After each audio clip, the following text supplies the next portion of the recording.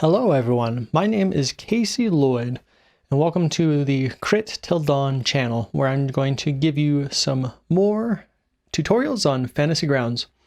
Today I'm going to help you out, and if you are new to Dungeons & Dragons and this is your first time playing, I'm going to explain the classes within the D&D Player's Manual. This will be Fantasy Grounds specific, and I'll kind of show you around Fantasy Grounds and how to find your different class aspects and where to go when you level up further, all that jazz. If you're new to Dungeons & Dragons and you're not using Fantasy Grounds, you can still get some great information here about classes. So let's start off the bat. If you're starting out with Fantasy Grounds and you don't have all of these buttons over here on the right, and because particularly what we're going to use is classes, you'll probably want to be able to look at spells. But to change these buttons, you're going to click Library. And if you don't see classes, you might be for some reason on the GM side, which will just show these particular buttons. So go ahead and click Create PC. Also something to note, if you see nothing here, that means you don't have any modules loaded up at this current time. If you've just started into Fantasy Grounds for the first time, you're going to have to load the modules. I have a previous tutorial on how to create and build a character. Go to that tutorial to see how to load modules. It's pretty easy. You're just going to click in here and load them. Okay, so what I've done is I've actually loaded up the classes into my hotkeys. But if you want to get to classes without having hotkeys, you're just going to click on the class button. And here's your whole list. And you notice that there's multiples. That's because each one of these is coming from a different source. And when you're first starting out, you do want to ask your GM or DM what books or what modules you want to load for your campaign, because you don't want to load everything. If you load too many modules, it will slow down and bog down your game. So ask your GM before you start playing which modules you're going to load, but if you see multiples, that's because they're coming from different books. And so to load those into my hotkeys, all I've done is if you click one of these cubes, and your layout might be different, your skin might be different, these might be like dragons or something based on your GM's preference, you just click whatever icon and you can click and drag and bring that down into a hotkey. So that's how you do that. All right, let's get going. Barbarian. I'm going to start, this is the standard order in the player's handbook. So when I bring up Barbarian, and this would be the same thing if I click that cube inside of that classes button, you get the same piece of information. You get your flavor text at the top. Get an picture about the Barbarian. And so quickly, I'm just going to show you what each one of these class layouts is like, so you know where all the information is. Then I'm just going to give a brief introduction into each class. So at the top of your class that you open up, you're going to see some flavor text. You're going to have an image, something to inspire you a little bit. And then as you scroll down, you're going to get into, you can get a little quick build suggestion, but if you're really getting into Dungeons & Dragons, like the funnest part is really building your character and deciding on who you want to play. So I take the time to look through all of this information for yourselves. This table is particularly important. It's kind of like in the middle of this class featurette. And this is going to tell you kind of in the long run, when you start leveling up, these are the levels, first, second, third, all the way down. It's going to start showing you like when your proficiency bonus starts going up, or when your specific skill for that specific class will start increasing, and kind of the damage that goes with that specific skill. If you're a spellcaster, these might be spell slots. This table is always important, and then also tells you each feature that you get with each additional level. Ability score improvements are like something that you can add your increase your ability scores. So I love this table. I go back to these tables when I'm looking at my class like all the time, just to remind myself what's going on, what did I get before, what am I going to get in the future.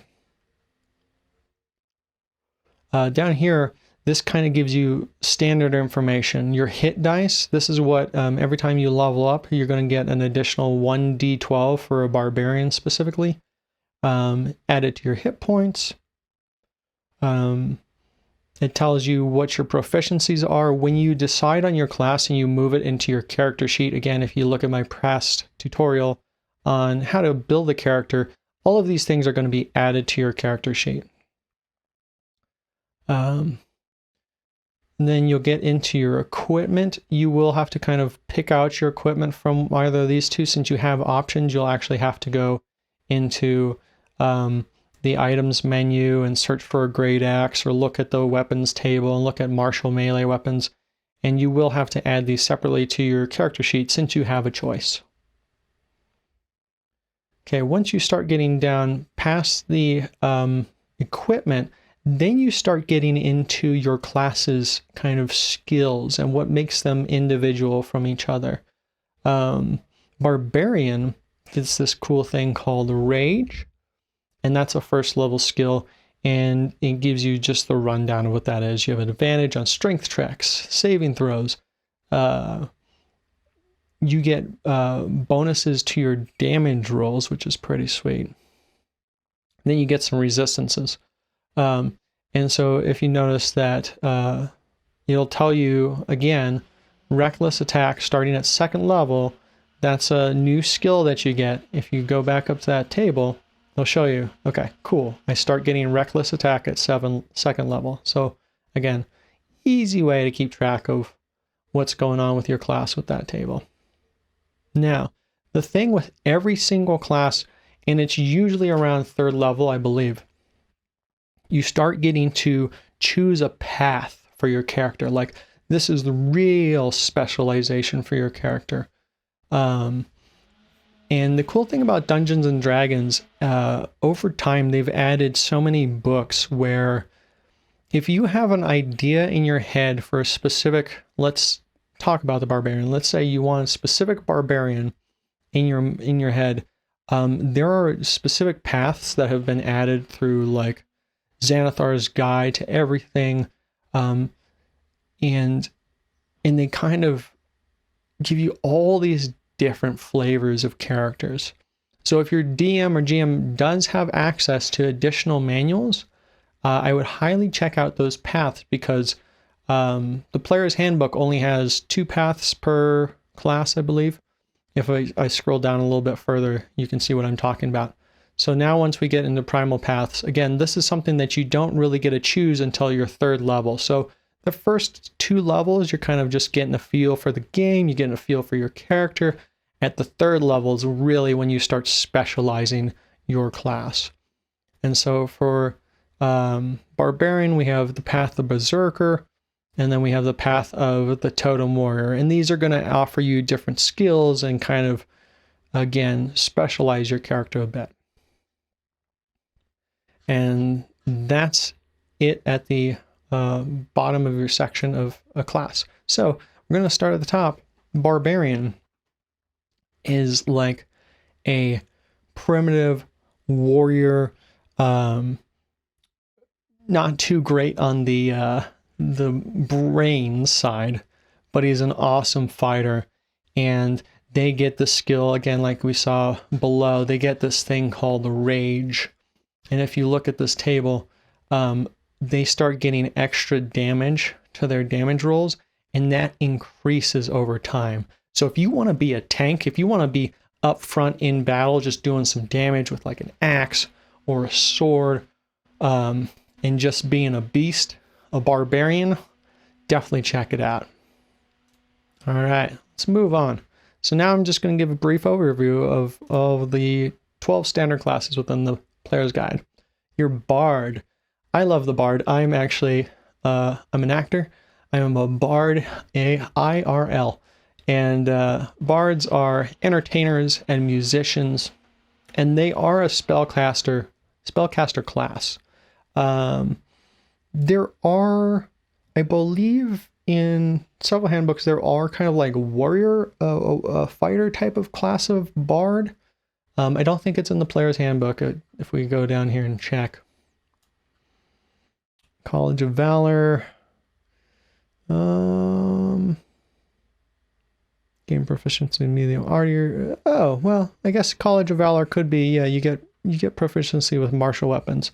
So again, Dungeons and Dragons makes it very flexible. If you want to be a fighter bard, you could go that route. But traditionally, a traditional bard is kind of a support class in a way. And I love if you guys are aware, hopefully you are aware, and if you are not, you should check out Critical Role. A voice actor named Sam Riegel plays a bard in their first season campaign, and he actually gets into it. He sings a variety of his own riffs of songs. You don't have to do that, but if you are someone that's very open and you like to entertain, then a bard might be someone that's cool for you. All right, the Cleric. The Cleric is a combo, kind of a combo class, like a spellcaster and can be a fighter. They are traditionally one of the healer classes, and they always have a link to some divine power. That's the source of their magic. So a god or a goddess. So yeah, if you want to be kind of like a support class, or you want to, because they kind of have a divine light, their deities are of higher, lighter planes. They can fight back like zombies and have, I don't know, light magic, as it were. So yeah, somebody that's a support class definitely needed in a party. Oh, clicking the wrong thing. All right, Druid. I love Druids. My wife's a Druid in one of our campaigns. Druid is a spellcaster. These magic wielders are connected with the earth. They're very into nature. And if you look at their spells and everything, quick note on spells, actually. If we go down here, sorry, probably should have mentioned this maybe coming on the Bard, but if we go around the background tables, there it is. Within your class, you'll get a link for Druid spells. So you can click this, and then it will give you a list of what kind of spells that spellcaster can have. And then you click in and you just read all the nitty-gritty. There's so many spells. It's pretty awesome. And again, each spellcaster has their own flavor. Cantrips, if you're unfamiliar with D&D, cantrips are spells that you just inherently know. They're super easy. They're usually don't do a whole lot, but they can be pretty cool in a pinch. And then you gain levels of spell slots. So basically just higher level spells that can do more damage and just do some wild stuff. And so this will give you every single one of your spells and just different levels. So that's where you can see that. You can also go ahead and click on the spells button. And then if you just want to see a specific, so right here, I can go in and just be like, I just want to look at the spells available to a cleric. And then you can choose by level as well.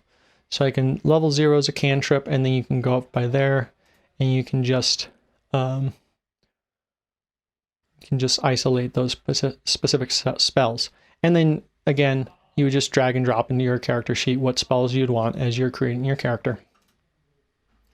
So going back to the Druid, nature type spells, Druid can also turn into like earth, wind, fire elementals. That's kind of one of their specialties. All right, we're getting to the fighter class. Again, another tank. These guys are great with a whole variety of weapons. And again, if you want to be in front in the fray, there's a lot of flexibility with the fighter. They have a lot of different paths once you start getting at level 3. Just kind of, yeah, great characters to have all around.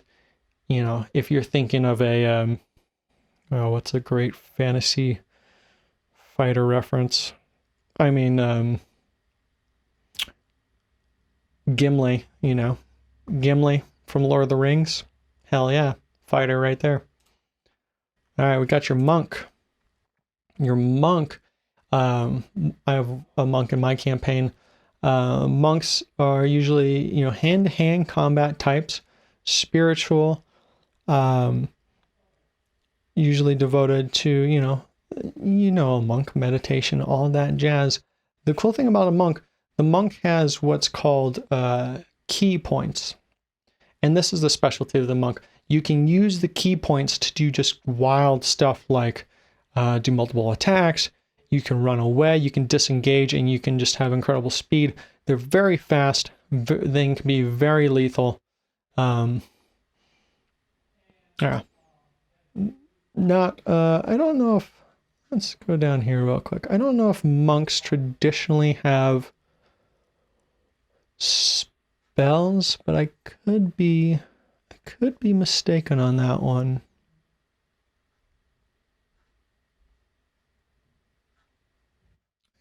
I don't think monks are a spellcaster class at all. All right. Moving on to Paladin. Paladin is another spellcaster class. They're kind of like a cleric in a way, spellcaster and fighter class. And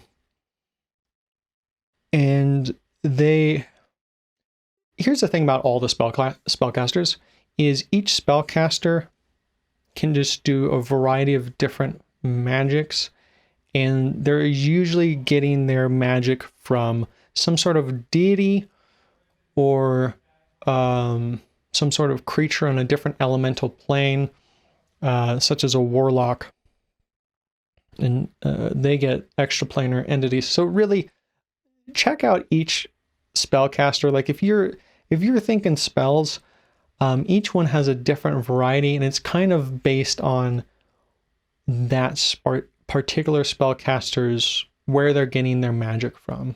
Again, like druids are getting their magic from nature. Paladins are getting their magic from kind of an oath to a god of some sort. All right, moving on. Ranger. Rangers are kind of loners. A great example of a ranger would be Aragorn from Lord of the Rings. As you can tell, I love Lord of the Rings. They stay in themselves. They are great in tracking across the woods or in dungeons and caverns. They have a lot of kind of cool stuff as far as like dexterity is concerned. They do get some spells. They're not heavy magic users, but they can cast spells a bit. Very dexterous. They have a feat called oh no, I'm thinking rogue. Sorry. But rangers are very cool. Definitely, if you think about Aragorn and Lord of the Rings and that's someone you want to play, check out the ranger. All right, the rogue. The rogue is your scoundrel. Think of Han Solo from Star Wars. Thieving skills, lock-picking skills. They are great with stealth. The skill I was just thinking of in the ranger is actually with a rogue. They have sneak attack. So if a foe is distracted, let's say one of your teammates is next to a foe and they haven't necessarily seen you, they can do this crazy damage that it gets insane higher levels. And so that's one of the cool things about the rogue. If you want a Han Solo character, check out the rogue Poe show. All right. Sorcerer. Sorcerers are spellcasters, again, these usually they derive their magic from some sort of kind of gift that they received or a bloodline going up the ranks through their ancestry. Their magic can be a little bit darker and kind of more chaotic, but a very cool class. I like the Sorcerer a lot. Warlocks, think about warlocks and witches. Here's a great picture. You know, witches, you know, the traditional myth is they get their powers from worshiping the devil. So that's exactly what they are. They get their magic from extraplanar entities, and they are powerful and crazy as well. Some of their spells are very wild. They have a thing called wild magic, I believe, is the warlock. Let's go double check that here. I'm gonna look at the table.